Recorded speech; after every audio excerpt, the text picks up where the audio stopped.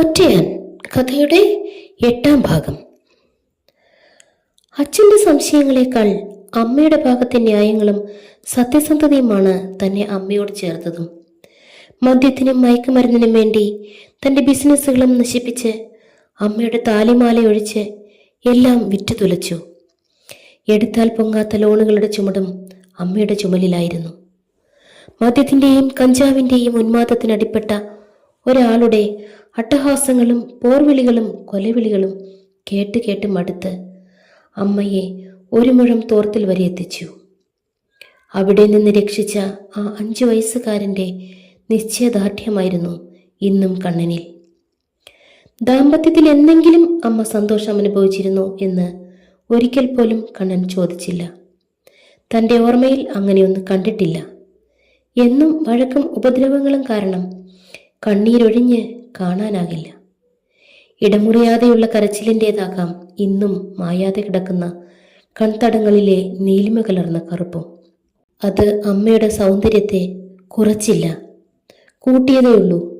ഒരിക്കൽ അമ്മ പറഞ്ഞു, 10-ൽ 10 പൊരുത്തം ജ്യോത്സ്യൻ എഴുതി തന്ന ജാതക പൊരുത്തത്തെപ്പറ്റി, തൻ്റെ ഓഫീസറായിരുന്ന മേനോൻ സാറെ പറ്റി. അന്ന് തൻ്റെ വിവാഹം കഴിഞ്ഞ ഒരു ദിവസം എത്ര സന്തോഷത്തോടെയാണ് അമ്മ അതെല്ലാം പങ്കുവച്ചതും. നിശബ്ദ പ്രണയത്തിൻ്റെ വാതോരാതെയുള്ള വർണ്ണനകൾ. പക്ഷേ അതൊരു ഏകപക്ഷീയമായ പ്രണയം മാത്രമായിരുന്നു എന്നറിയുന്നത് തൻ്റെ നിർബന്ധത്താൽ 10-ൽ 10 പൊരുത്തമുള്ള ജാതകവുമായി പെരുമഴയത്ത് അച്ഛനെ സാർ ഇറക്കി വിട്ടപ്പോഴാണ്. അതിൻ്റെ കാരണം അച്ഛനും അറിയില്ല, തനിക്കും അറിയില്ലെന്ന് അമ്മ പറഞ്ഞു. ഇന്നും അജ്ഞാതമാണ്. അമ്മ ഒരിക്കൽ ഓർമ്മപ്പെടുത്തിയിരുന്നു, സാറിനെ ഒരു ദിവസം കാണണം. മറ്റൊന്നും വേണ്ട. ഈ ചോദ്യത്തിന് ഉത്തരത്തിനായി. ഈ ബന്ധം അമ്മയുടെ വിവാഹത്തിൻ്റെ മധുവിധ നാളിൽ തന്നെ അച്ഛൻ അറിഞ്ഞിരുന്നു. സാറിൻ്റെ ചെറിയമ്മയുടെ ബന്ധത്തിലെ ഒരു ഓപ്പമ്മയുടെ മകനായിരുന്നു അച്ഛനും. ചെറിയമ്മ വഴി ഈ ആലോചനയും സരസ്വതിയുടെ ഇഷ്ടങ്ങളും പ്രണയവും അച്ഛൻ അറിഞ്ഞു.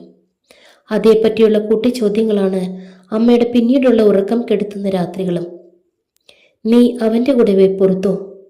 ഒരു IAS-കാരി, അവനും ADM വരെ ആയിരുന്നല്ലോ. പഠിത്തമുള്ളവനെ മതിയല്ലോ. നിനക്കെന്നും അവനാണല്ലോ. പോ, ഈ വീട്ടിൽ നിന്ന് പോ.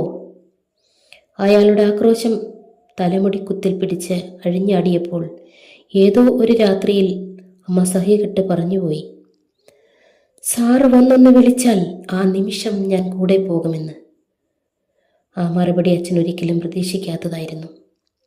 ഔദ്യോഗിക തലത്തിൽ ഒരു അണുവിട പോലും സത്യത്തിൽ നിന്ന് വ്യതിചലിക്കാതെ മറ്റുള്ളവരെ എപ്പോഴും ഒരു കയ്യകലത്തിൽ നിർത്തിയിരുന്ന അമ്മ ജോലിയുടെ കാര്യത്തിൽ ഒരു വിട്ടുവീഴ്ചകൾക്കും നിൽക്കില്ല. ഒരു മറുപടിയേ ഉള്ളൂ എന്നും.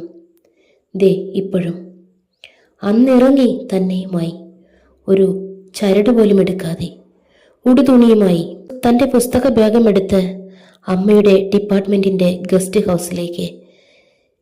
ഇനി എന്ത്, എങ്ങനെ? അമ്മേ, എല്ലാം ഒന്നേന്ന് തുടങ്ങണം അല്ലേ?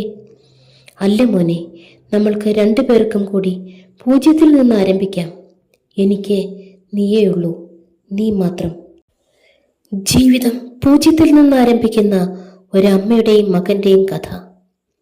ഭാഗം 8. വീഡിയോ മുഴുവൻ കാണൂ. നിങ്ങളുടെ അഭിപ്രായം കമൻറ്റ് ചെയ്യൂ. ഒറ്റയാൻ.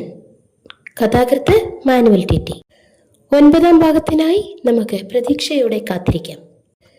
കഥ ഇഷ്ടമായെങ്കിൽ ലൈക്കും ഷെയറും സബ്സ്ക്രൈബും ചെയ്യണേ.